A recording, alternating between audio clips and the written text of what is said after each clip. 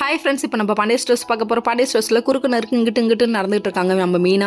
ஏமா குட்டி போட்டு போன மாதிரி நடந்துட்டு என்ன விஷயம்னு சொல்லு. என் வாழ்க்கையிலே நான் இவ்வளோ அசிங்கப்பட்டதில்லை, என் நம்பர் பிளாக்ல போட்ட அந்த பொண்ணு அப்படின்னு சொல்லிட்டு அதுக்கப்புறமா விடாமுயற்சியாக விஸ்வரூப வெட்டுங்கிற கதை தாங்க. கால் பண்ணி கேட்டால் ஏமா பிளாக்ல போட்டால் கொஞ்சம் கூட மேனஸ் இல்லையாமா, ஏமா திரும்ப கால் பண்ணுற வேற நம்பர்லேருந்து, இப்படிலாம் பண்ணாதமா, அவன் குடும்பமே எனக்கு வேணாமா அப்படின்னு சொல்லிட்டாங்க.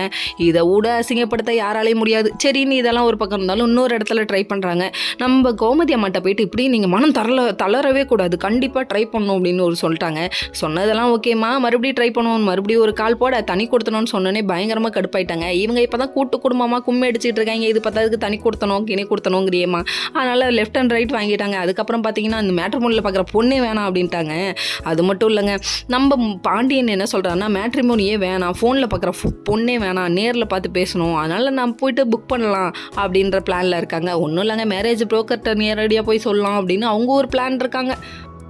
என்னடா இது பொருளை புக் பண்ணுற மாதிரி சொல்கிறாங்களேன்னு பார்க்குறீங்களா? ஒன்றும் இல்லைங்க, அதாவது கல்யாண மாலையில் போயிட்டு பதிவு பண்ணுவோம், அதை தான் அப்படி சொன்னாங்க. அதுக்கப்புறம் அவங்க போயிட்டு சரி பண்ணலாம், அங்கேயும் குடும்பமாக தான் போகணும்னு நினைக்கிறாங்க. இது தப்பு இல்லை, இது போக வேண்டிய இடம் தான். இன்னொரு பக்கம் சரவணன் ரொம்ப மனசோடைஞ்சு ஃபீல் பண்ணிட்டு இருக்கிறத பார்த்து ராஜி ஆறுதல் சொல்கிற நிலைமையில் இருக்குது, நீலாம் ஆறுதல் சொல்கிற நிலைமையில் இருக்கேனேமா அப்படின்னு சொல்லிட்டு ரொம்ப ஃபீல் பண்ண ஆரம்பிச்சிட்டாரு. இப்போலாம் ஃபீல் பண்ணாதீங்க. இன்னொரு பக்கம் ராஜி ஆறுதல் சொல்லிட்டு கீழே வந்தால் கதிர் இல்லாமல் இருக்க முடியான்னு சொல்லிட்டு கலாய்க்கிறாங்க பயங்கரமாக கதிரை.